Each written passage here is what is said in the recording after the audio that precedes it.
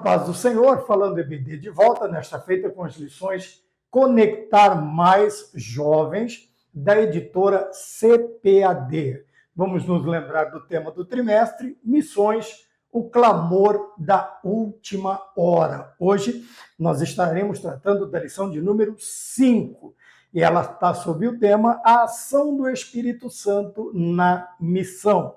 O versículo do dia se encontra em Isaías, capítulo 59, o versículo de número 21, que nos diz assim: quanto a mim, este é o meu concerto com eles, diz o Senhor.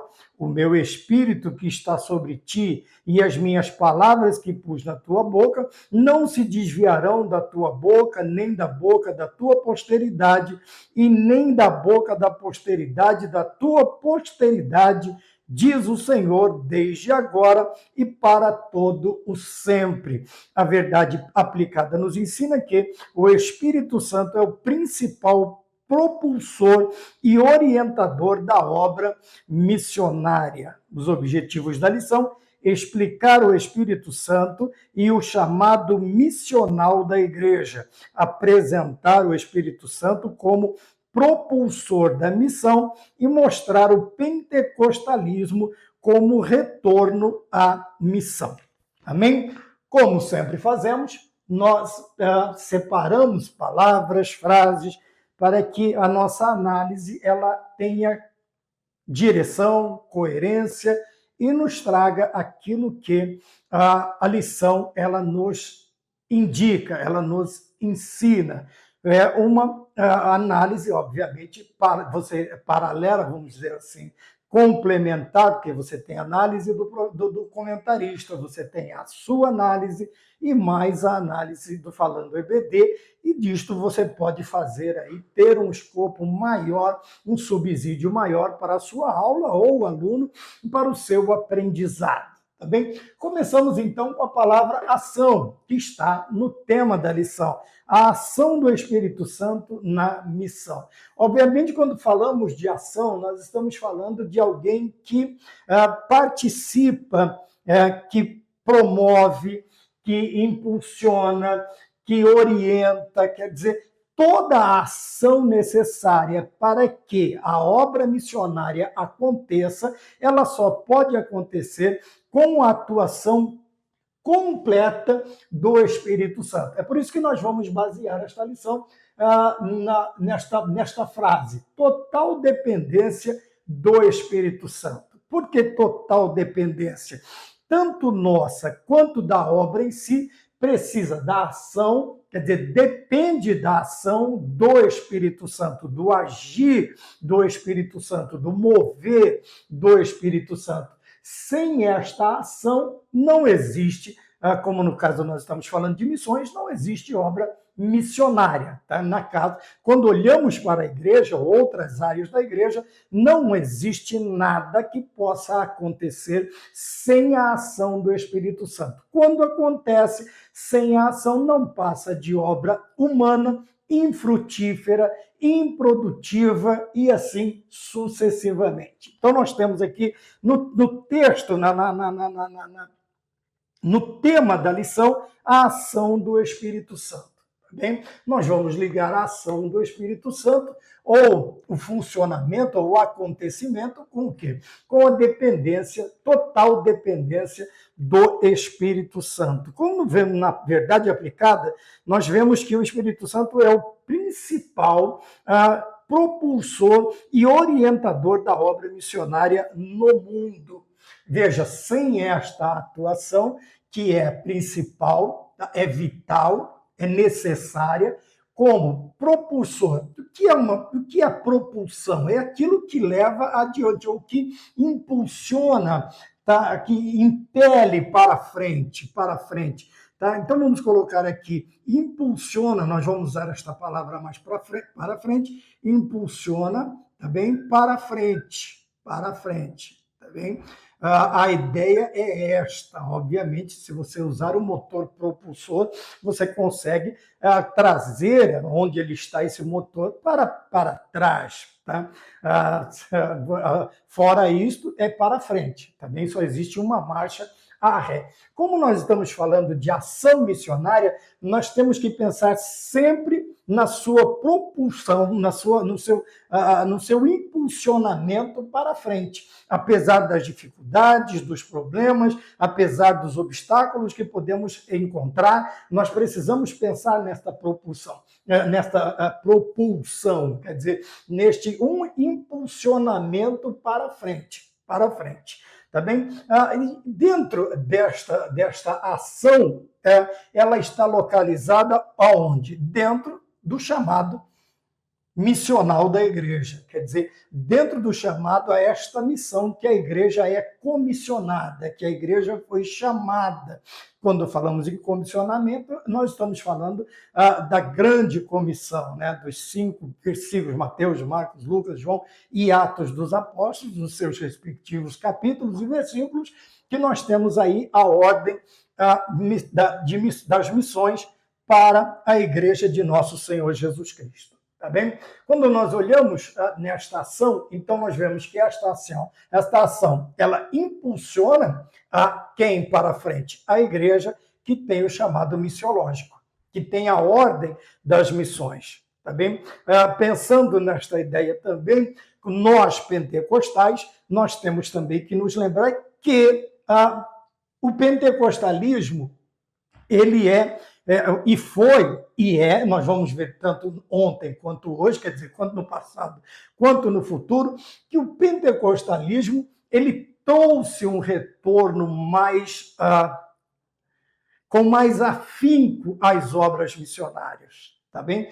Ontem, né, quando nós vemos o movimento na Rua Azusa, nós vemos os primeiros pregadores do Pentecoste, trazendo o Pentecoste lá para os Estados Unidos, depois ele sendo trazido para o Brasil, tá bem? E nós temos aí os nossos missionários, Daniel Berg e Gunnar Wingre, que trazem o pentecostalismo para o Brasil, e dentro desse pentecostalismo, nós temos também, quando ao encontro com os morávios, ao encontro com um povo totalmente devotado a missões, a piedade, e eles foram incentivadores, dos grandes incentivadores de missões. Então, nós não podemos falar só do pentecostalismo, nós temos que lembrar da história de missões desde o princípio, quer dizer, nós vamos ver, né, o surgimento, algumas ideias, algumas doutrinas,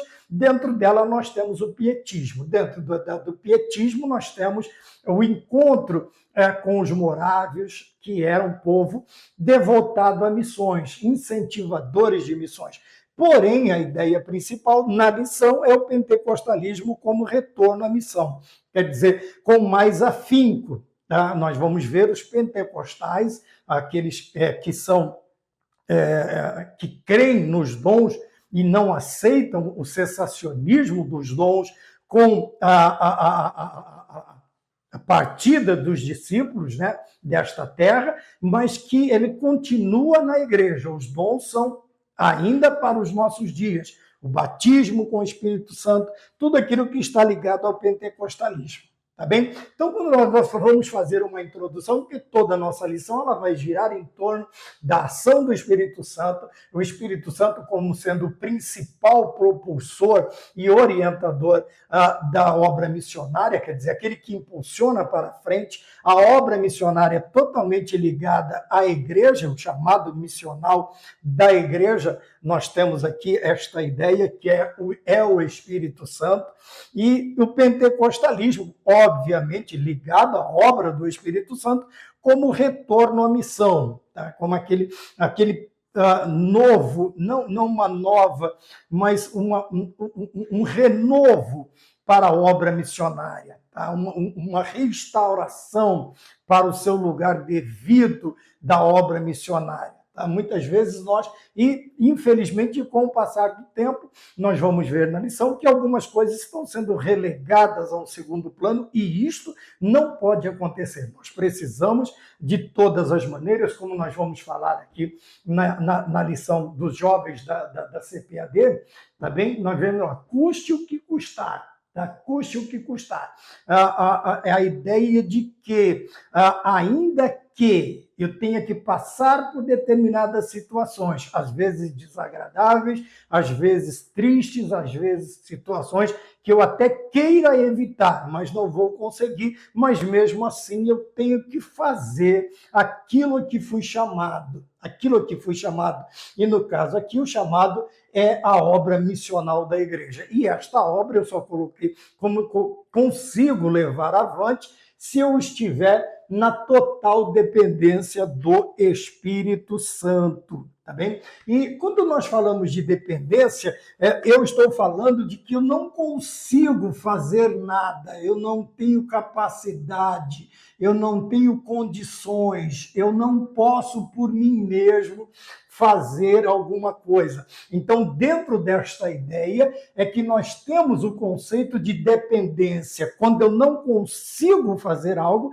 eu preciso de alguém ou de alguma coisa que me auxilie a fazer aquilo que eu preciso fazer. Bom, eu tenho usado em todas as aulas de número 5, né, esta ideia, a ideia de uma criança, de uma pessoa que não tem condição de se manter, não tem condição de se alimentar, não tem condição de praticar o seu asseio, ele não tem condição de se vestir, ele não tem condição. Então, ele depende, a criança depende totalmente da mamãe, do papai, para que algumas coisas às vezes até simples de fazer, outras essenciais para a sua subsistência, que ele precisa dos seus pais, ele depende dos seus pais.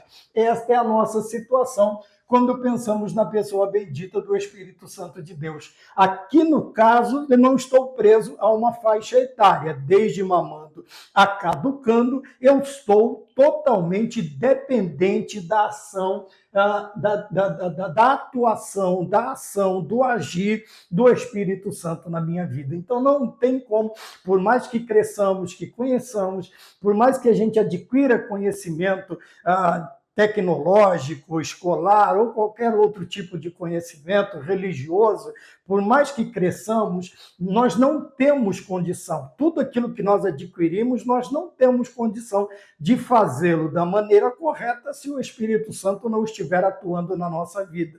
Então, é uma irresponsabilidade, tanto de quem ouve quanto de quem fala, dar qualquer tipo de esperança a uma pessoa de que ela pode agir independente do Espírito Santo, que ele pode viver independente, que ele pode agir, que ele pode procurar fazer alguma coisa independente do Espírito Santo, tá bem? Mas isto, infelizmente, é uma realidade que está acontecendo nos nossos dias. Nós temos que falar sobre isso. Tá bom? E quando nós vemos a introdução da lição, ele nos indica que uma igreja cheia do Espírito Santo tem no seu coração, veja que está falando da igreja, então o coração seria, vamos dizer assim, a parte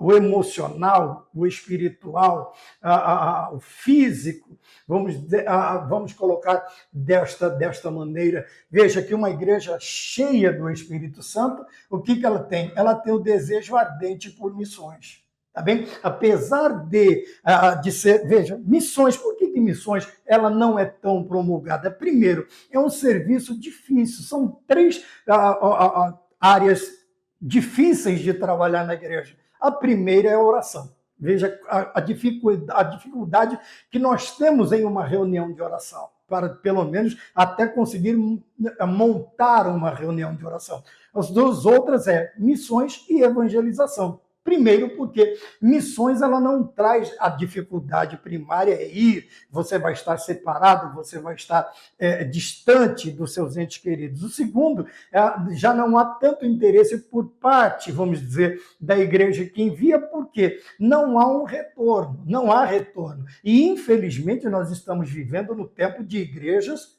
empresas. Porque visam somente o retorno, o lucro financeiro. E quando falamos de missões, a coisa que não volta, que não vem, é o retorno financeiro. Você só vai investir, as almas serão salvas e ficarão lá no lugar em que elas são salvas, dali partirão para o céu, e todo o montante que gira, ofertas e isto e aquilo, não pode ser expatriado, ele não pode sair do seu lugar. Tá bom? Isso seria um crime, uma evasão de divisas, e isto nunca é permitido. Por isso nós temos a dificuldade em muitos lugares.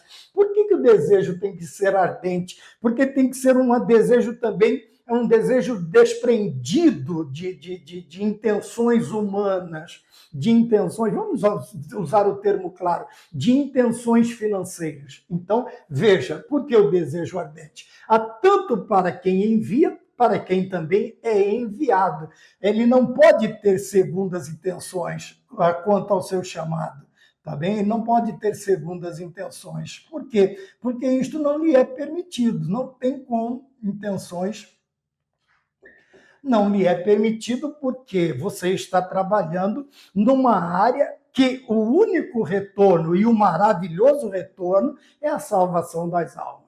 Tá bem? É a libertação das almas do poder do pecado. Fora isso, quem vai enviar não pode ter em mente outro tipo de pensamento, não pode ter outro objetivo, não pode ter outros desejos. O único desejo ardente tem que ser por missões. E aqui nós não nos preocupamos com aquilo que geralmente preocupa a maioria das pessoas. A maioria das pessoas. Então, nós temos já na introdução que uma igreja cheia do Espírito Santo, obviamente, se ela é cheia, ela é dependente do Espírito Santo. Qual é o desejo dela? O desejo que arde em seu coração. Veja os dois caminhantes no caminho de Emaús. Qual é a pergunta? Porventura não nos ardia o coração quando ele nos abria as Escrituras, quando ele nos esclarecia? Então, o coração ardente é aquele coração que clama, que pede, que busca, que deseja veementemente, porque no caso da lição que nós estamos, missões. Tá? E é o único desejo a fazer missões, é levar Jesus Cristo, ainda ele não foi apresentado. Né? Porque é muito fácil também, às vezes, nós falar que vamos fazer uma coisa com uma igreja, abrir uma igreja a 10 metros de outra. Isso, até pouco tempo, nem era permitido. A menos de 100 metros, você não podia ter uma igreja do lado da outra. Hoje, não sei como é que funciona. Bem, mas a ideia é o quê? Veja que a ideia de Paulo é pregar Cristo onde ele não foi anunciado. Ele vai até Roma, mas ele não chega lá como fundador. Ele chega ali como um visitante, porque alguém já havia trabalhado e fundado a igreja em Roma. Então, Paulo ele vai chegar com esta ideia. Ele não se apresenta como um fundador, como pastor da igreja. Não, ele está ali como um missionário. Ele vai ajudar a obra naquele lugar. Tá bem? Então, uma igreja, total dependência do Espírito Santo quer dizer que é uma igreja cheia do Espírito Santo. Ela também tem, além da dependência, ela tem este desejo em seu coração de fazer missões. Lembrando que quem tem este ardente desejo, a sua única intenção é que almas sejam salvas e sejam acrescidas àqueles que vão morar nos céus, que estarão na presença de Deus para todo sempre. Se não for esta a nossa intenção, obviamente nós não estamos cheios do Espírito Santo e nem estamos na total dependência dele. Tá bem? Vamos mais adiante. No ponto-chave da lição, que também achei muito interessante, tá? Nós temos aqui o Espírito Santo é aquele que impulsiona, que orienta e que conduz a obra missionária. Tá? Aqui nós temos como principal propulsor e orientador, e agora aqui nós temos, não é uma novidade, né? Mas mais uma atuação do Espírito Santo, que é o conduzir. Pensamos então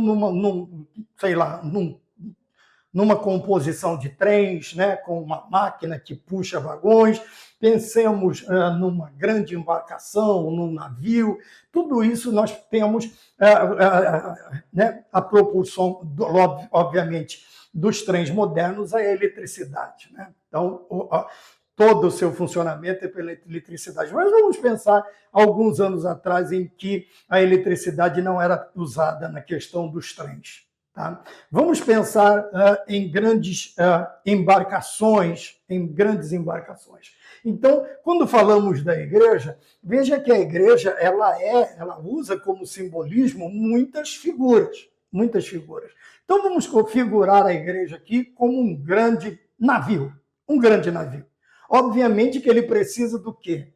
De um grande motor, que seria o quê? O que impulsiona. Então, ele precisa de um motor suficientemente grande, capaz de arrastar, de impulsionar para frente esta grande embarcação. Então, nós chamamos de motor, tá bem? E pequeno também, obviamente, que cada um terá a sua porcentagem de força. Não dá para pôr o motor do navio numa lancha ou num barco. Não tem como, vai afundar, não tem como. Tá bem? Então, tudo, quando nós dependemos do Espírito Santo, o que acontece? Tudo que é feito na nossa vida é feito através da orientação do Espírito Santo. Quando nós falamos de orientação, o que nós nos lembramos? Qual era o sistema de orientação? Era a bússola. Né? Hoje tem, obviamente, GPS, existe aquilo, mas eu acredito que ainda tem ali no painel de comando das grandes embarcações uma bússola. Então, nós temos a orientação. Então, o Espírito Santo, ele é o motor, quer dizer, é ele quem impulsiona, quem dá a velocidade, porém, ele orienta também. Quando falamos de orientação, nós falamos qual caminho seguir, como fazer, quais os métodos, quais serão as ações necessárias que nós vamos tomar para realizar esta obra. Então, nós temos o Espírito Santo também, além do motor do barco, ele também é a bússola. Nós não podemos fazer ao nosso bel prazer. Ainda que tenhamos boas intenções, nós não podemos desempenhá-las, desenvolvê-las ao nosso bel prazer. Quer dizer, do jeito que nós queremos. Nós precisamos de uma bússola. Tem pessoas que têm um espírito aventureiro, eles gostam de passear, de viajar, de se aventurar. E o que acontece? Obviamente, ele não vai sair aí de qualquer maneira. Ele vai levar provisões, ele vai levar algum tipo, sei lá, para produzir o seu alimento, né? Um binga, como a gente diz, um isqueiro, uma pedra dessas moderninhas, bonitinha, que você raspa e ela produz faíscas, né? Mas o principal, o que ele não pode esquecer é a bússola. Por quê? Veja bem, mas nem todo mundo sabe se orientar por outro método. Quer dizer, se conduzir por outro método. Olha para as estrelas. E foi uma noite chuvosa. Eu vou seguir o rio. Mas e se os rios estiverem distantes? As correntes de águas, os corvos, ou o córrego, alguma coisa. Então, a bússola é de fundamental importância. Para quê? Para que eu não me perca no meio do caminho, para que eu não me extravie do meu caminho, para que eu não saia da rota, da direção que eu preciso desenvolver para chegar a um determinado lugar. Então, nós falamos que o Espírito Santo é aquele que impulsiona, quer dizer, ele é o motor, é aquele que orienta, ele é a bússola, e ele também conduz. Tá bem? Quando nós falamos de condução, apesar de tudo isto aqui, se não houver alguém que opere, tá? No caso dos trens, nós temos os maquinistas, no caso dos navios, nós temos a tripulação é outra coisa, nós temos a tripulação e temos o comandante, o capitão do barco, né? E temos um hino na harpa que diz que Jesus Cristo é o nosso insigne capitão, né? Então nós precisamos. Quem é o maquinista? Quem é o condutor? Quem é o motorista? Quem é aquele que conduz? Tá? E como condutor, ele precisa conhecer tudo isso aqui. Ele precisa conhecer o motor, sua funcionalidade, ele precisa conhecer a direção, ele precisa ser a bússola, e não adiantaria nada se nós tivéssemos tudo isso e não houvesse no comando alguém exímio para isto, tá? Com conhecimento para isto. E é vital a pessoa do Espírito Santo na nossa vida. Por quê? Porque ele é o motor, ele é a bússola e ele é o maquinista. Tá? É ele quem impulsiona, se precisar diminuir a velocidade, aumentar, mas sempre para frente. É aquele que orienta, quer dizer, ele não vai deixar a condução, a igreja sair, o crente sair da rota do caminho, perder o objetivo, tá bem? E também é ele quem conduz. É ele quem conduz, é ele quem vai comandar, controlar, vamos dizer assim, toda esta operação. É ele quem vai conduzir. Há um tempo atrás aí saiu uma frase mais ou menos assim, né? Eu dirijo, mas é Jesus Cristo quem pilota, alguma coisa parecida com isto, tá bem? Sendo que são quase sinônimos a palavra, né? Então, tanto a condução, quanto o pilotar, quanto o dirigir, tem que ser toda ela feita pelo Espírito Santo na questão missiológica da igreja. Toda esta ação ela é produzida pelo Espírito Santo de Deus. Tá? Isto está no ponto-chave da lição. Quando nós estamos no tópico de número 1, nós temos aqui o Espírito Santo e o chamado missional da igreja. Tá bem? Como nós já dissemos, a introdução ela vai falar que o Espírito Santo age como? Na igreja, vocacionando, inspirando, impulsionando a obra missionária. Tá bem? Então, uma igreja cheia do Espírito Santo também é uma igreja comprometida com a grande comissão. Quer dizer, ela é comprometida com missões. Tá bem? Está aqui no desejo ardente. Vamos para o tópico de número 1, o subtópico 1, no Espírito Santo. Tá? Vamos nos lembrar, então, da paracletologia, tá? Ou da pneumatologia, dependendo do instituto que você vai estudar, a matéria ela tem pode ser chamada de paracleto, que é o ajudador, e enviarei outro consolador, o paracleto, ou a pneuma, na questão de ar, espírito, né? Pneuma no grego, ar, espírito. Tá bem? Então vamos lá. Então nós temos aí o Espírito Santo. É a terceira pessoa da Trindade, e como nós sempre falamos, não é por ordem de hierarquia, tá bem? É uma denominação para quê? Para que nós entendamos os tempos de ação. Então, nós temos o Pai operando no Antigo Testamento,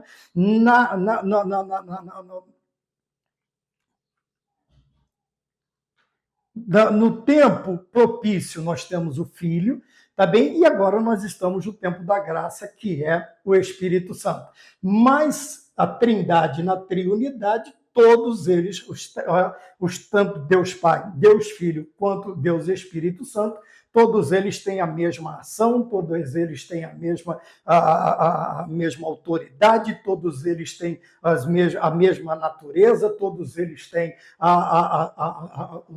os que nós chamamos os atributos incomunicáveis. Os três são onipotentes, onipresentes e oniscientes, tá bem? E atuam também na triunidade, quer dizer que ninguém vê, na condução ninguém puxa para um lado e outro para o outro. Não, todo mundo, o Pai fala, o Filho confirma e o Espírito Santo age dentro desta ideia, desta combinação em que existe dentro da Santíssima Trindade. Tá? E a Trindade nós já tratamos em outras matérias, e você pode tê-la também. Obviamente que ele exige um pouco mais de tempo, mas você tem tempo para isto e você pode procurar. Então nós temos aqui o Espírito Santo, e está na lição. Ele é a terceira pessoa da Trindade, uma das suas funções é glorificar ao Pai e ao Filho. Veja que quando Cristo esteve conosco no seu ministério terreno, o que ele fez? Ele glorificou ao Pai. A sua função, glorificar a Deus. Tá bem? Apesar das suas ações, sendo Deus Filho, não por ser igual a Deus, pelo contrário, tudo que ele fazia era para glorificar a Deus. Tudo que ele fez foi para glorificar a Deus, para que os homens aprendessem. E agora a atuação do Espírito Santo é glorificar ao Pai e ao Filho. Tá bem? Então veja que todos eles trabalharam no mesmo propósito, que é glorificar a Deus, que é dar glórias a Deus, não chamar para si nenhum tipo de glória, não usurpar ser igual a Deus. Apesar da sua natureza divina, Jesus Cristo não usurpou ser igual a Deus. Ele perdeu a sua divindade? Não, ele só deixou de usá-la. Para quê? Para estar dentro do plano divino de salvação que foi traçado desde a eternidade. E tanto é que nós falamos das duas naturezas de Cristo, uma é 100% divina e a outra natureza na pessoa de Cristo é 100% humana. Tá bem? Então ele não perde a sua deidade. Tá bem? Porém, em determinados momentos, você vai ver ele usar como Deus, o que ele faz? Ele ressuscita, como Deus, ele multiplica alimentos, como Deus, ele cura, como Deus, e como o homem, ele chora, como o homem, ele sente fome, como o homem, ele sente sono e chega a dormir na proa, né, na polpa do barco, na proa do barco, né, lá na frente. Tá bem? É por isso que o motor chama de polpa, motor de polpa, porque ele vai atrás. Tá bem? E quando nós falamos da frente do barco, da embarcação, é a proa. É a proa do barco, é a proa do navio. Tá bom? Então vamos continuar aqui. Uma das suas funções, obviamente, nós vemos desde o Antigo Testamento até o Novo Testamento, as várias ações do Espírito Santo na vida tanto do Antigo quanto do Novo Testamento. Tá bem? Terceiro, simbolicamente, alguns simbolismos, algumas figuras de ação, da ação do Espírito Santo. Veja, ele é descrito como fogo, nós sabemos que o fogo esquenta, que o fogo queima, que o fogo prescruta, que o fogo, nós temos várias definições dentro deste símbolo. Depois tem como óleo. Óleo é o azeite, né? O azeite que era usado, o azeite era usado como cosmético, o azeite era usado para a unção de funções sacerdotais, funções reais, funções proféticas. Nós vamos ver o azeite sendo usado como alimento, nós vamos ver o azeite sendo usado como as várias formas, os vários símbolos, a simbologia do Espírito Santo através do azeite, Depois nós temos como água, né? Como água refresca, como água ele pode encher, tá bem? Ele pode encher maravilhosamente. Tá bem? Se nós entrarmos no rio do Espírito Santo, nós vamos ter águas pelos artelhos, pelos joelhos, pelos lombos, e aí nós podemos nadar neste rio da graça. Então, como água, também a simbologia tem muitos símbolos. Depois ele coloca aqui como a pomba, já que é na questão do batismo de nosso Senhor Jesus Cristo. A voz do Pai, o Filho dentro das águas do Jordão para ser batizado, e o Espírito Santo com a forma corpórea de pomba que paira sobre o Filho de Deus. Então nós temos ali a Trindade, o Pai falando, é meu Filho amado, o Filho sendo batizado por João Batista e o Espírito Santo pousando sobre ele na forma corpórea de pomba que simboliza. Tá? E o vento também mostrando aqui sim, o vento. Tá? Eu vou ficar com esta ideia do vento para falar o quê? Para falar do ponto de número 1, 2, que é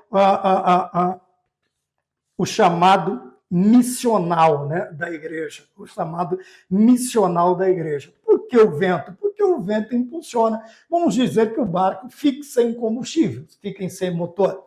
Mas é um barco que ele tem um outro tipo de propulsão, que seria o quê? As velas. Ou uma vela, ou várias velas, que são aqueles panos, aqueles lençóis, aqueles panos parecidos com lençóis. Obviamente que, terminando um combustível que se extrai, né, o combustível gasolina, ou a maioria dos motores dois tempos, gasolina e óleo, terminou, você não vai precisar remar uma grande embarcação sozinho. Então, o que você faz? Você vai ter o auxílio das velas, e o vento vai ser a propulsão desta embarcação. tá bem? O vento. E isto, então, mostra o quê? A igreja sendo totalmente dependente do Espírito Santo, como nós temos ali, nós temos o quê? Nós temos o poder dinâmico, o seu poder dinâmico, tá bem? Do Espírito Santo. Ponto de número 1, 2, o chamado missional da igreja. Dentro deste chamado, nós temos que a igreja é totalmente, obviamente, já falamos sobre isso, dependente do Espírito Santo. Nós vemos que é no Pentecoste, no derramamento, que os crentes em Cristo recebem o Espírito Santo e o seu poder dinâmico, tá bom? Quem lembra, né, de dinamismo, do dínamo, lembra do dínamo? Quando ainda não haviam essas bikes, né? Antigamente era bicicleta, hoje já é bike, né? É uma fortuna, material e tudo, mas quando você precisava trafegar com ela à noite, não tinha outra forma. Você ia até a um lugar, né, uma revenda, ou já esqueci o nome lá daqui, conserta bicicletas e tal, e você tinha um farol para colocar na bicicleta, mas não tinha como você ligar uma bateria ou isto. Então, era uma pecinha cilíndrica e ela tinha na sua ponta um sistema que girava. Como isso funcionava? Quando você acionava o dínamo, aquela parte encostava no aro do pneu da bicicleta.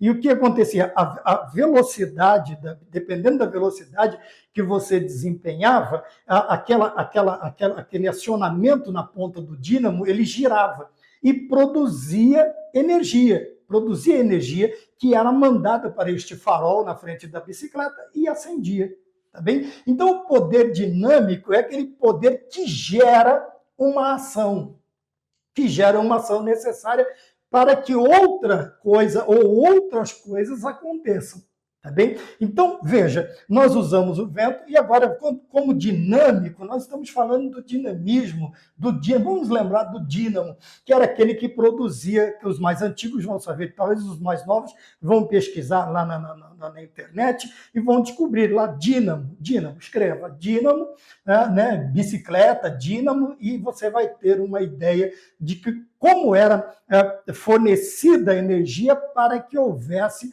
o funcionamento de um farol na bicicleta e assim sucessivamente. Tá bom? Então vamos lá. E o vento é o seu poder dinâmico. Tá? É aquele que impulsiona, que manda para frente, que faz com que o movimento desejado aconteça. Tá? Vamos mais adiante? Então nós falamos sobre o Espírito Santo e o chamado missional da igreja. Como nós dissemos, é imprescindível que a igreja dependa do Espírito Santo. Se não houver esta dependência, não vai haver um desejo verdadeiro, segundo as intenções, com certeza. Também, não havendo esta dependência, não haverá impulsionamento, orientação e condução da obra. Obviamente que vai ficar tudo dentro do campo do humano, do esforço humano, que nós sabemos que, apesar das boas intenções, não gera nenhum tipo de fruto. Do que nós precisamos? Do Espírito Santo atuando na nossa vida. Tá bem? Nós falamos sobre a terceira pessoa da Santíssima Trindade, nós falamos do Espírito Santo, uma de suas funções é glorificar ao Pai e o Filho, e falamos sobre alguns símbolos do Espírito Santo. Dentre eles, eu usei a questão do vento como aquele que impele, que impulsiona para frente, No caso, nós estamos simbolizando uma embarcação, mas o vento, hoje você tem a energia eólica, quer dizer, são aqueles ventiladores gigantes, né? Dependendo do lugar, você tem que colocar onde há uma incidência muito grande de ventos. Aquilo vai impulsionar estas hélices e elas vão produzir energia elétrica necessária. Tá? Você tem o sol também, né? Hoje está na moda a questão das placas de gerar energia solar para residência, para empresas. tudo com o intuito de diminuir, quer dizer, de lucro. O único dinamismo, a única forma em que esses tipos de simbolismo são usados e que não há a visão como eu poderia dizer, a visão do lucro ou de algum tipo de satisfação, é a obra missionária, a não ser a satisfação de Deus. Tá bem? Vamos para o ponto de número 2. Ainda dentro, né, do ponto de número 2.2, nós temos que o Espírito Santo é quem converte. Tá? Veja, daqui vem a ideia de que uma das principais funções desta palavra é nos alertar que não é por força e nem por violência. Quando esta ação ela é provocada por causa do desejo humano, não é uma conversão, mas um convencimento. Eu talvez consiga até convencer uma pessoa, mas convertê-la jamais. Por quê? Veja, a ideia do Espírito Santo convencendo o homem do pecado, do juízo e da justiça é o primeiro passo para converter esta pessoa. E quando eu convenço com atuações humanas, não há nenhum tipo de propósito, não gera conversão. É nesse sentido que eu estou falando. Veja que eu consigo até, por meios humanos, eu posso até convencer uma pessoa de algo, mas eu não conseguirei convertê-la, quer dizer, eu não vou conseguir mudar, fazê-la mudar de pensamento, de atitude. Mas, quando a dependência da igreja é totalmente do Espírito Santo, o Espírito Santo também ele vai trabalhar na conversão das almas, na conversão genuína. Tá? Às vezes eu até consigo fazer isso, genuína, tá? A conversão verdadeira. Porque quando foge disso aqui, e nós ficamos no âmbito humano, o que acontece? Pode até ter uma mudança de aparência. Tá? A pessoa até se sinta bem, mudando a sua aparência, mudando a sua forma de vestir, mudando a sua forma, sei lá, várias formas de aparência, mas não passa disto, é uma conversão superficial, não é aquela conversão que vem de dentro para fora, que acontece de dentro para fora. Então eu preciso me preocupar também com isso. Veja, nós falamos sobre a atuação do Espírito Santo, nós falamos sobre o seu poder dinâmico e agora nós falamos do seu poder de convencimento e de conversão. Mas tudo isto só vai acontecer se a igreja estiver na dependência total do Espírito Santo. Do Espírito Santo. Tá bom? Sem isto, não acontece. O homem pode usar de vários malabarismos teológicos, tipos de pregações psicológicas, quer dizer, que mexem somente com o sentimento do ser humano, mas nunca vai conseguir atingir a alma, nunca vai conseguir atingir, sendo que a ação do Espírito Santo é onde ela começa a agir. Paulo diz espírito, alma e corpo, quer dizer, de dentro para fora. De dentro para fora, tá bem? O ponto de número 2 é o Espírito Santo como propulsor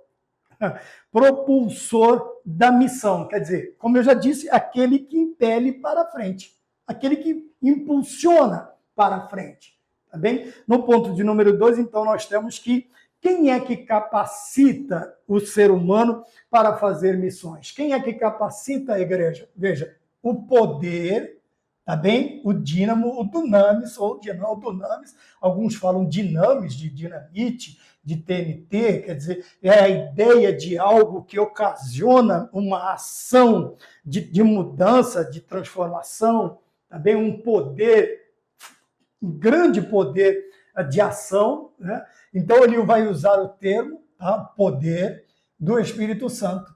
É o que nos capacita, quer dizer, é o que capacita a igreja. Instituto Teológico é bom? É ótimo, é ótimo. Escola Bíblica é bom? É ótimo. O culto de doutrina é bom? É ótimo. Porém, veja, se não existir a ação do Espírito Santo, nada disso, isso tudo perde o sentido, perde o valor.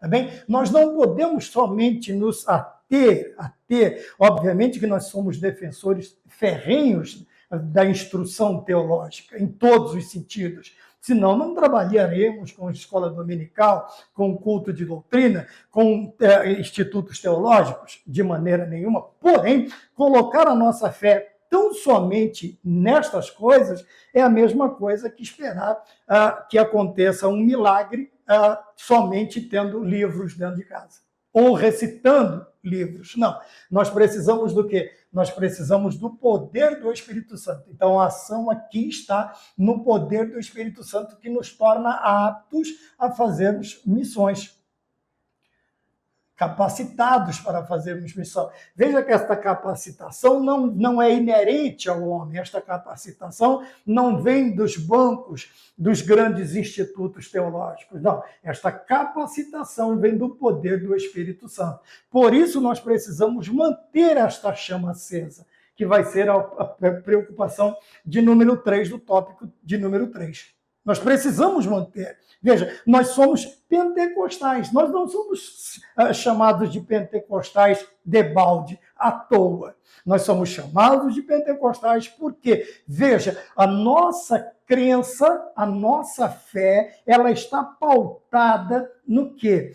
Em todas as Sagradas Escrituras. Dentro dela nós temos o poder pentecostal, a atuação do Pentecoste, o derramamento do Espírito Santo. E como pentecostais, nós precisamos manter esta chama acesa, e muito acesa, em nossos corações. Tá? É a preocupação de número 3.2.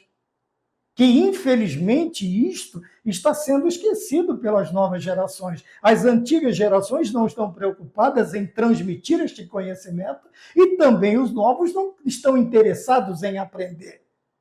Tá? Existem conversões? Sim, mas por quê? Veja, a ideia não é ser mudado, estar cheio do Espírito Santo. Às vezes é o desejo de participar de uma orquestra, de uma banda musical ou de determinados eventos na igreja. Não, mas a intenção não é ser cheio do Espírito Santo, aleluia. Não é ser convertido para ser cheio e aquele desejo de participar do batismo, de participar da primeira ceia do Senhor na nossa vida e assim fazê-la sucessivamente, mês a mês, no decorrer da nossa vida. Não, o interesse, veja, as intenções são outras. Por quê? Porque não há dependência do Espírito Santo.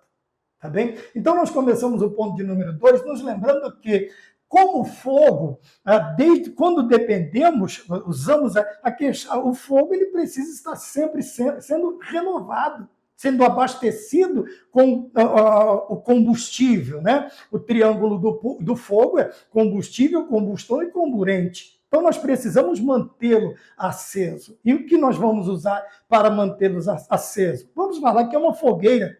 Então, vamos usar lenha. Esta lenha tem que estar seca, esta lenha tem muitas outras condições. E lembra que na Bíblia está escrito o quê? O fogo arderá continuamente sobre o altar. Mas quem é que mantém o fogo aceso? Quem mantém o fogo aceso é o sacerdote, que todos os dias pela manhã vai dispor lenha naquele altar para que o fogo não se apague. Para que o fogo não se apague. A ideia é o fogo arder continuamente sobre o altar. Tá? Quando lembramos do altar de Elias, nós vamos ver também ele dispondo ordenadamente a lenha. E o que a lenha nos lembra é símbolo das nossas orações. Você vai ver, tá? Eu ia usar o altar de incenso, né? E você vai ver que aquele fumo que sobe é também a oração sacerdotal de Cristo, simboliza. E podemos usar também como as nossas orações. Porém, ele tinha que ser mantido aceso. Mantido aceso. O menoral, o castiçal também não podia se apagar. É a única fonte de luz que tem dentro do tabernáculo móvel e também vai ter dentro do tabernáculo do templo, para dar a ideia que a única iluminação que nós precisamos é a iluminação do Espírito Santo, a iluminação de Deus na nossa vida. Tá bem? Então, este fogo, ele não pode se apagar. Ele não pode se apagar. E nós precisamos mantê-lo. Este poder tem que estar sendo constantemente renovado na nossa vida. E isto é feito através do quê? Das nossas orações, do nosso contínuo contato com Deus, da nossa dependência do Espírito Santo. Quando eu sei que algo, eu sou dependente de algo, eu não deixo faltar. Veja, a pessoa que precisa de determinados medicamentos em sua vida para ter uma certa continuidade, uma qualidade de vida, ele vai fazer de tudo para não deixar faltar, porque se faltar é perigoso ele perder o seu bem mais importante. A pessoa que depende de uma determinada alimentação, ele vai fazer de tudo para não deixar faltar. Nós, como dependentes do Espírito Santo, nós vamos fazer de tudo o que a Bíblia nos ensina, tudo o que a Bíblia nos ensina, para mantermos esta chama acesa continuamente, não extinguir o Espírito Santo, não entristecer o Espírito Santo, aleluia, e assim sucessivamente. Tá bom? Vamos dar uma abaixada, vamos dar uma reduzida neste fogo, né? Porque senão vira um culto. Então, ponto de número 2, nós estamos falando do Espírito Santo como propulsor da missão. Tá bem? E nós começamos com esta ideia. Veja, o poder do Espírito Santo é que nos capacita na empreitada de fazer missões. Quer dizer que não existe outro meio. Tá? Não existe. Se você não estiver ligado ao Espírito Santo, como eu já disse, você pode ter muita sabedoria. Veja Nicodemos, nós falamos na aula de número 5, se eu não me engano também, da Betel Dominical, quer dizer, a lição dos alunos. Ele tinha todo o conhecimento, ele tinha toda a base, ele tinha toda uma vivência dentro do legalismo judaico. Porém, quando ele ouve falar sobre o nascer de novo, ele se perde. Ele se perde. Por quê? Porque o nascer de novo depende de quem? Do Espírito Santo. É uma ação celestial. É uma ação do Espírito Santo. Veja que ele estava bem ligado ao legalismo, que nós vamos falar na lição dos jovens da CPAD. Se você tiver curiosidade e tempo, sinta-se à vontade. Então, o poder do Espírito Santo. No ponto de número 2.1, nós temos o Espírito Santo nos reveste para fazer missões. Nos reveste. É aquela ideia que nós sempre transmitimos deste revestimento de poder. Tá bem? Você já está vestido, agora estará investido e revestido de poder. Veja, poder. E por que nós precisamos? Porque este poder, como eu já disse, é dinâmico. Tá? Como dinamismo, ele vai proporcionar tudo o que nós precisamos para desenvolver a obra missionária. Então, dinamismo, quer dizer, é algo que você tem várias formas, desde que sejam bíblicas e de que seja uma indicação e ação do Espírito Santo dentro da total dependência dele, dentro desse poder. Este poder, nós temos também o que? A capacidade para fazer. Tá? Neste revestimento, e veja, nós temos a palavra dinâmico, nós temos a palavra capacidade, não é uma capacidade humana, não é uma capacidade transmitida por outro ser humano, por mais alto que seja a sua ordenação dentro do escalão ministerial, não, mas esta capacidade, ela só pode vir para quê? Através do Espírito Santo, do revestimento de poder na nossa vida, para fazer, logicamente, missões. Este poder, este revestimento nos dá ousadia, nós vamos ver Pedro, depois do batismo com o Espírito Santo, um Pedro anterior é um Pedro que se esconde, é um Pedro que foge, é um Pedro que nega Jesus Cristo, mas depois do batismo, depois da efusão, do derramamento do Espírito Santo, é um Pedro que se expõe, que defende, que luta pelo Evangelho, que prega, que o Espírito Santo salva 3.000 almas, depois na segunda, quase 5.000 almas, Então, nós vemos um homem totalmente transformado, né? Ousado, mas na questão de coragem, tá? Essa ousadia aqui é a que, como eu sempre digo. O revestimento nos dá também ímpeto, tá bem? A ousadia é coragem. O ímpeto também é aquilo que nos impulsiona, até mesmo em situações totalmente controversas à nossa situação. Nesse sentido de, veja, você ter até riscos que você vai correr, mas este ímpeto não deixa com que o medo te impeça de fazer. Tá? É uma coragem, mas é uma coragem, vamos dizer, é uma ousadia, mas é uma coragem diferente. É aquela coragem que me faz vencer o medo, as minhas cismas, as minhas reservas, e não ter por precioso o bem mais precioso que eu tenho, que é o quê? A minha vida, ainda que me seja necessário. Veja, quando no Apocalipse nós lemos ser fiel até a morte, ele não está falando de uma extensão de vida. Ele está falando assim, seja fiel, ainda que seja, que essa fidelidade incorra em risco da sua vida, no risco de perder a sua vida. Você tem que se manter fiel. Então, não está falando de longevidade, ser fiel até os 90 anos, mas se com 30, 20, 40, a sua vida for posta em risco por causa da tua fé em Cristo, você tem que se manter fiel, ou manter-se fiel a Cristo, a Deus, a sua palavra. Então, isto é o ímpeto. E força, né? A força aqui também não é força física, mas é força espiritual. Veja, e como Cristo fala que nós estamos prontos? Como que ele fala? Ele diz, a carne, na realidade, ela está fraca, mas o espírito, pelo contrário, está forte. Quer dizer, é uma força que vem, que vai impulsionar. Veja, a força, no carro chamam de força motriz. Então, é a força que impulsiona. Tá, vamos enquadrar aqui, não é força física, não é ficar dentro de academia, não é ficar... Veja, eu não estou falando que não é isso. Paulo, ele diz assim, olha, o esforço físico, o exercício físico é de pouco proveito. Não diz que não é de nenhum proveito. Porém, ao exercer a piedade é de toda proveitosa. Toda proveitosa. Então veja que a força aqui não está nos nossos músculos, nos nossos braços, nos músculos dos membros inferiores, não. Esta força aqui, ela vem do Espírito. Veja, nós estamos falando de dinamismo, de capacidade, de ousadia, de ímpeto, de força para a realização de algo, mas não é algo qualquer. Por que tudo isto tem que estar ligado, dependendo do Espírito Santo, para realizar algo maravilhoso? Que nós temos a ideia de algo maravilhoso? Porque dentro da obra missionária, dentro da igreja, dentro da vida espiritual, nós vamos trabalhar com o quê? Com o sobrenatural, tanto do lado bom quanto do lado ruim.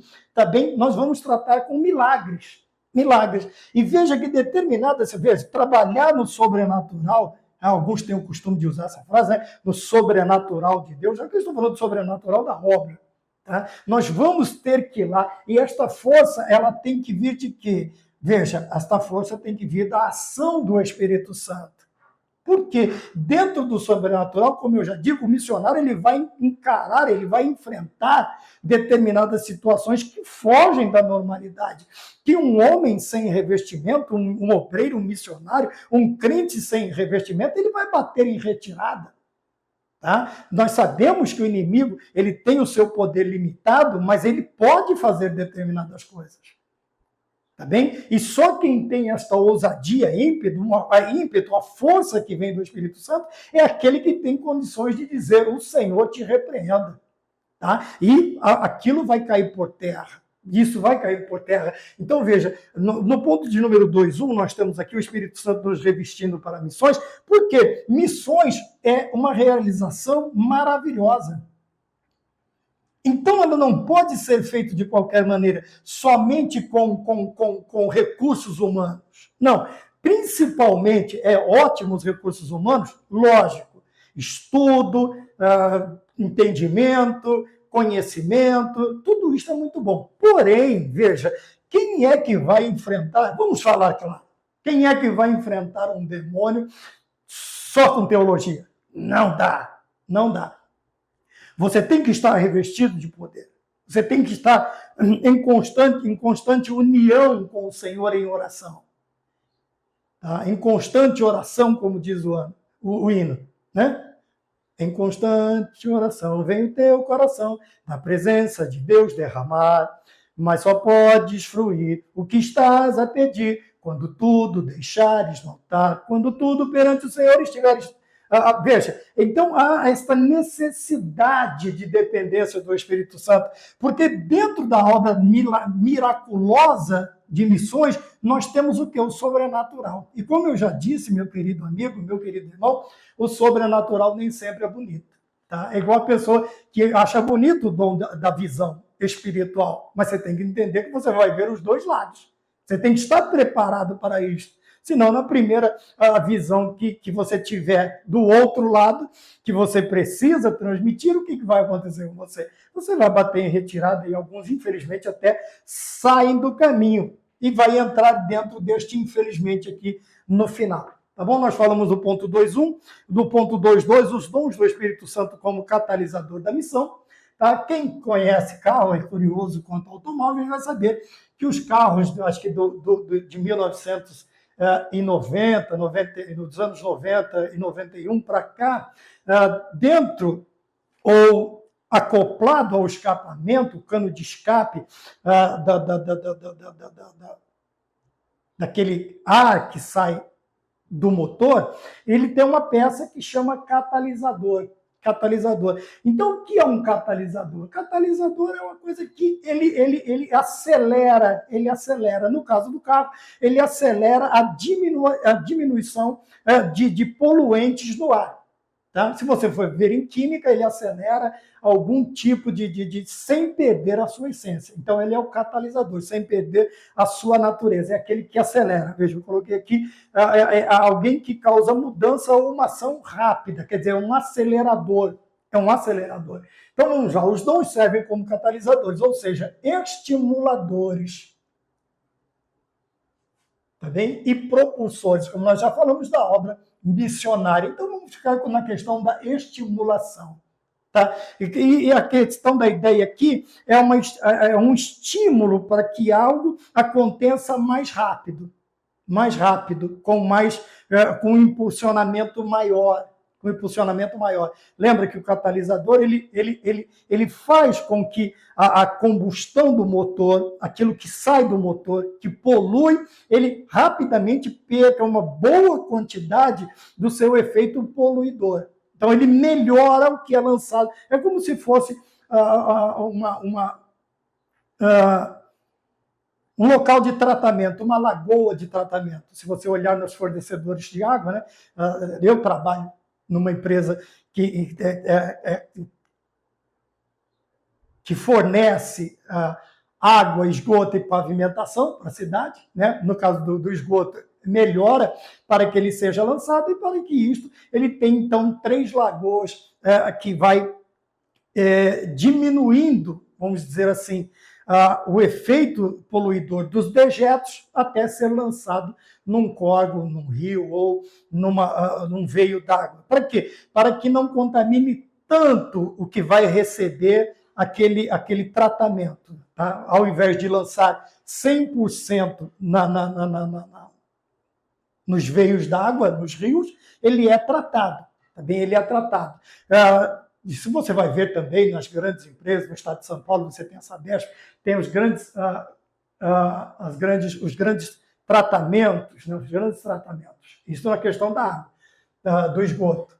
Também, e o tratamento da água também. Né? Nós temos os químicos que diariamente, ou vamos dizer de hora em hora, de um determinado momento, o menor possível, eles estão acompanhando a qualidade da água que é também enviada para o consumo da população. Então, tudo isto usa o quê? Usa catalisadores, quer dizer, aqueles que agilizam, aumentam a melhora a melhora daquilo que vai ser usado, ou daquilo que se pretende. No caso de missões, então, os dons são os estimuladores da obra missionária.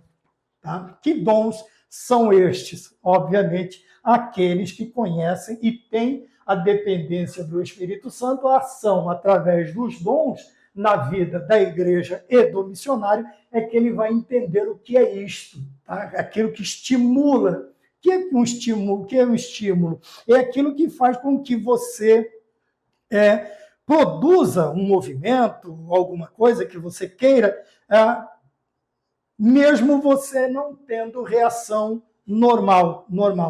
Aquilo vai estimular você a recobrar algumas coisas e assim sucessivamente. Então, a questão dos estimuladores aqui é algo que já está latente na tua vida. Se você tem a ação e a total dependência do Espírito Santo, os dons, o que eles vão fazer? Eles vão estimular. Eles vão fazer com que você, como um catalisador na sua vida, você faça isso com mais agilidade, com mais velocidade. Aconteça o esperado com mais velocidade.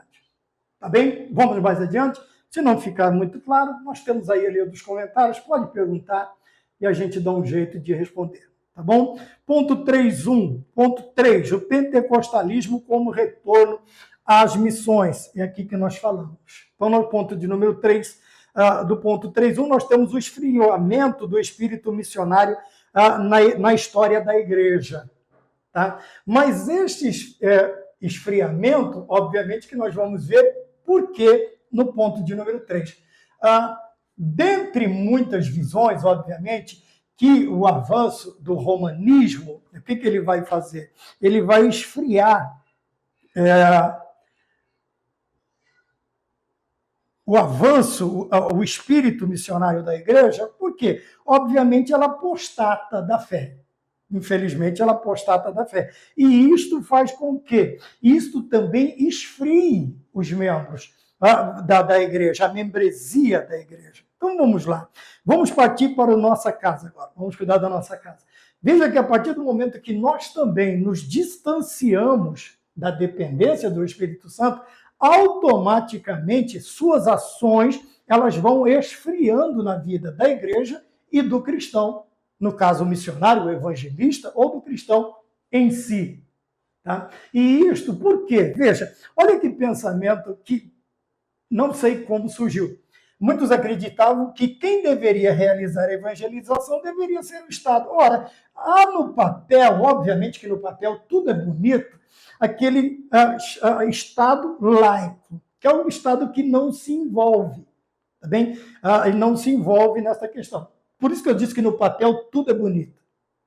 Eu acredito que é difícil encontrar um Estado que não se envolva, principalmente os estados totalitários. Uma das primeiras coisas que ele vai atingir, atacar, é a religião, e no caso, a religião cristã, tá bem? E no caso, a cristã evangélica, tá? Ou protestante.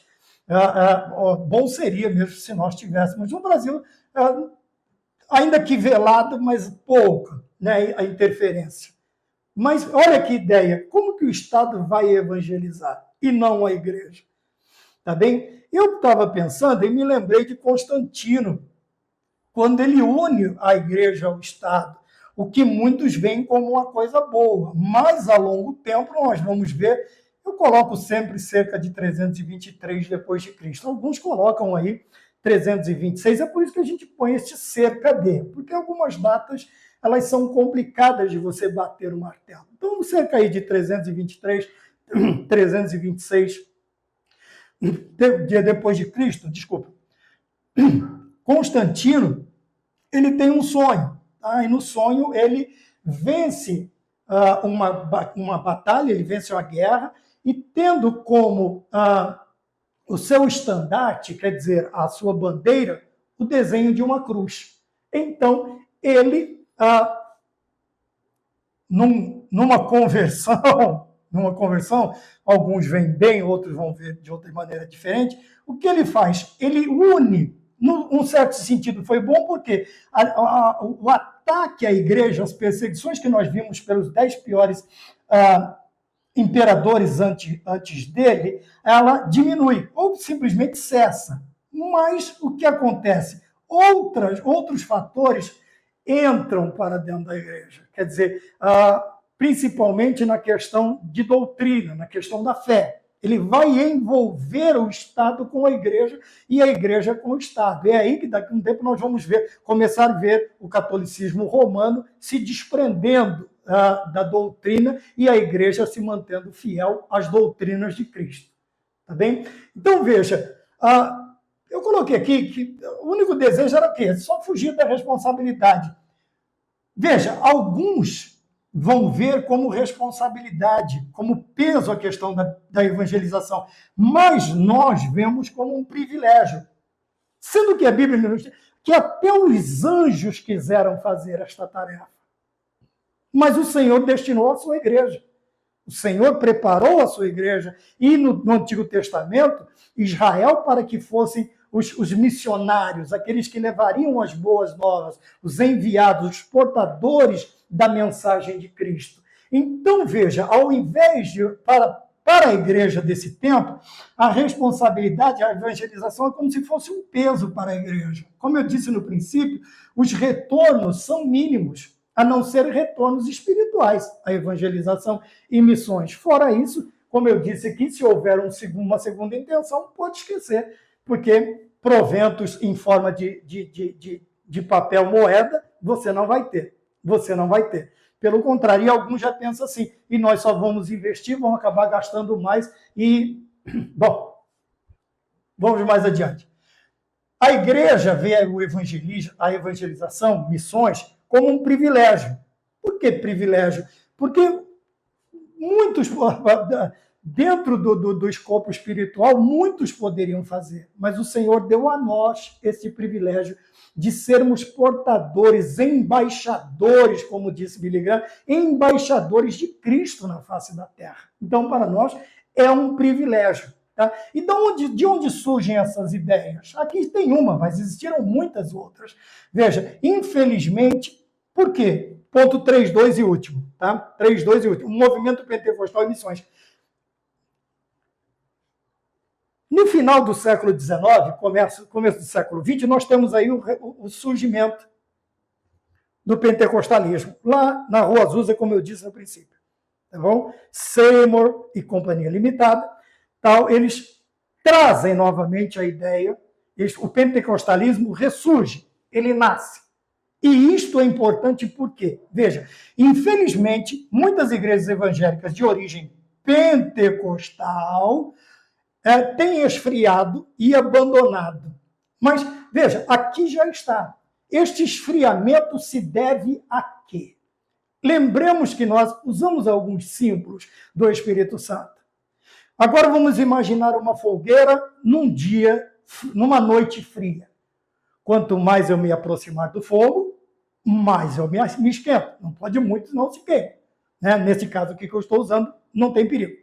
Quanto mais eu me aproximar, mais eu vou me aquecer.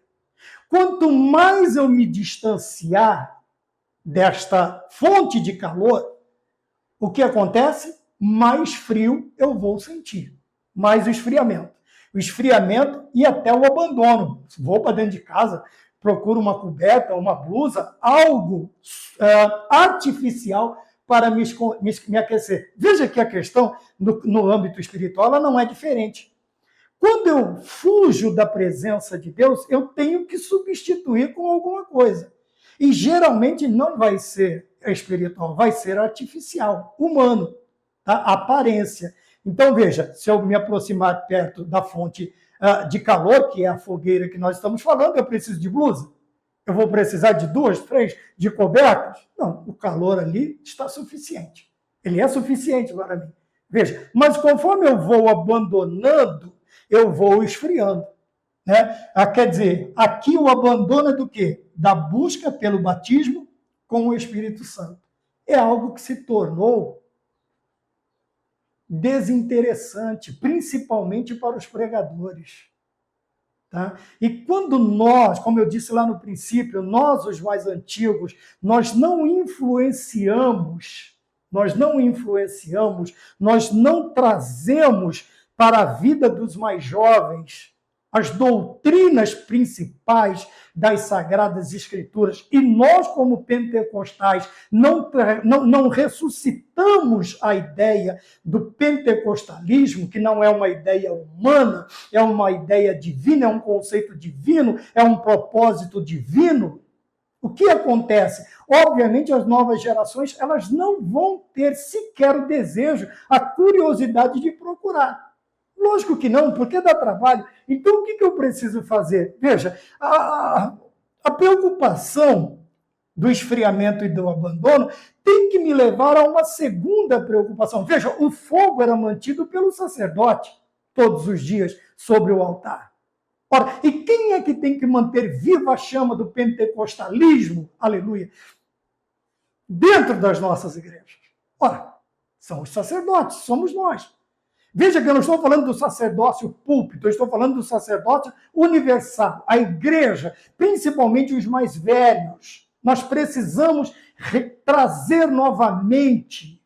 Nós precisamos, professor da escola dominical, incentive os seus alunos a buscar o batismo com o Espírito Santo. Senhores superintendentes, senhores pastores, né? No tempo dos influenciadores que nós vivemos hoje, nós precisamos influenciar a igreja e os mais novos a buscarem o batismo com o Espírito Santo. Mas, infelizmente, igrejas, às vezes que ele não está falando grupos, departamentos de igreja, está falando de igrejas de origem pentecostal, estão esfriando.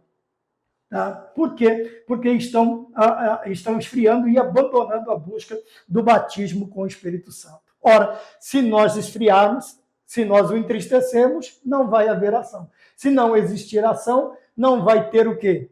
Tudo aquilo que nós esperamos, que nós oramos. O sobrenatural, a maravilha, o milagre, o poder, batismos, aleluia, e tudo o que nós precisamos.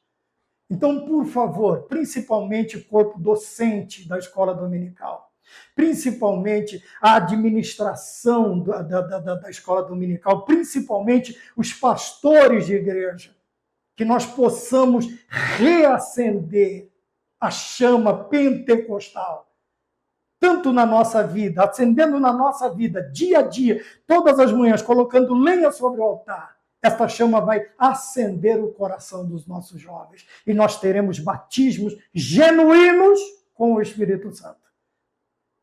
E dons maravilhosos operando na igreja, genuinamente.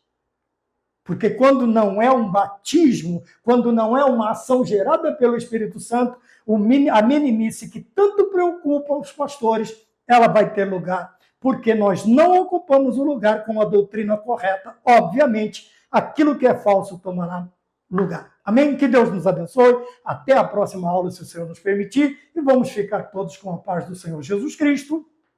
Amém.